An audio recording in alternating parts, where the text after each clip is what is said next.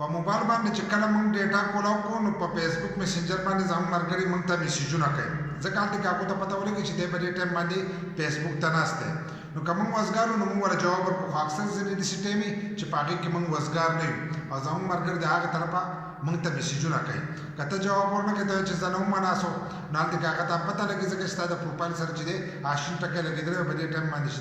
دی آنلاین دی نو په دې ویډیو کې به درته دغه طریقه ښیم چې د خپلې فیسبوک نه د میسنجر نه به دغه شین ټاکې څنګه ورکوئ چې نور چاته پته نه لګي چې دی آنلاین دی یا تاسو خپله ډیټا کولاو کړو نو هم به چاته پته نه لګي چې په دې ټایم دی یا فیسبوک ته ناست دی یا میسنجر ته ناست دی ځکه ډېر ملګري چې په دې باندې سړي نه خفه شي وزګار نه سړی جواب ورنکړي نو د هغې باندې د خفه وي د ماله جواب چې دی دا رانکړو نو په دې ویډیو کې به دغه طریقه زه تاسو ته ښیم خو ویډیو چې دا به زموږ سره تر اخره پورې ګورئ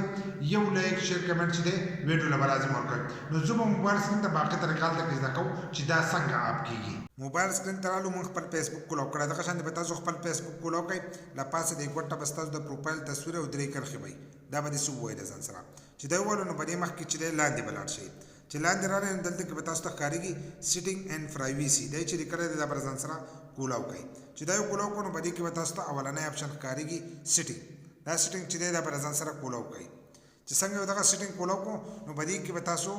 پروفایل سیټینګ چې دی دا به کولاو کوئ ستاسو د پروفایل تصویر به ستاسو نوم به نو دا چې دی دا به ځان سره کولاو کوئ چې دا یو څنګه کولاو کړو نو په دې کې به تاسو ته ښکارېږي لاندې دا اپشن چې دی اکټیویټي سټیټس دا چې لیکلی دی دا به ځان سره کولاو کوئ دا اپشن چې دی دا به ځان سره دغه شان کولاو کوئ څنګه دا کولاو کوئ نو دلته کې به دا اپشن چې دی دا به کولاوي نو دا به تاسو آپ کوئ دا اوس دی دا به ځان سره دغه شان دی بند کوئ دلته به لیکلی ټرن آف دا چې دی دا به مونږ بند کړو دغه شان چې دا یو بند کړو د دې ځای کې نه زموږ سیټینګ چې دی د فیسبوک نه وشو خو د دې سره چې دی بیا به تاسو د دغه سیټینګ هم کوئ د میسنجر سیټینګ هم کوئ دا اوس خالي خلکو ته په فیسبوک کې پته نه لګي چې په فیسبوک کې دی آنلاین دی خو د دې لپاره به اوس ځو میسنجر ته چې د میسنجر نه هم دا بند نو لاړ به شو ډایرکټ میسنجر ته دلته کې موږ میسنجر چې دی کولاو کړی دی نو دې میسنجر ته موږ رالو نو په میسنجر کې به هم د خپل پروفایل تصویر چې دی هغه به له پاسه ووایي دغه د خپل پروفایل تصویر څنګه ووالو نو دلته کې به هم تاسو ته ښکارېږي اکټیویټي سټیټس دا چې لیکلی دی دلته کې به دا هم کولاو کوئ چې دا څنګه کولاو کړو دلته به هم دا اپشن چې دی دا به آن نو دا به هم د ځان سره آپ کوئ ور دا اوس موږ د ځان سره داسې آپ کړو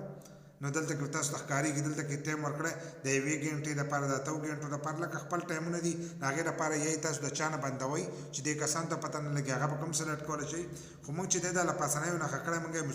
لکه مقمي بندو نو دلته کې لاندې به د ودي پټه او سپین لیکل به تاسو ته ښکارېږي دا به د ځان سره دغه شانته ووایي نو دا هم آپ شو اوس به میسنجر کوم چاته پته نه لګي چې دی آنلاین دی او په فیسبوک کې به هم چاته پته نه لګي د دې دواړو ځایونو نه تاسو آپ کولی شئ بس په دې طریقې سره تاسو د خپل فیسبوک او میسنجر نه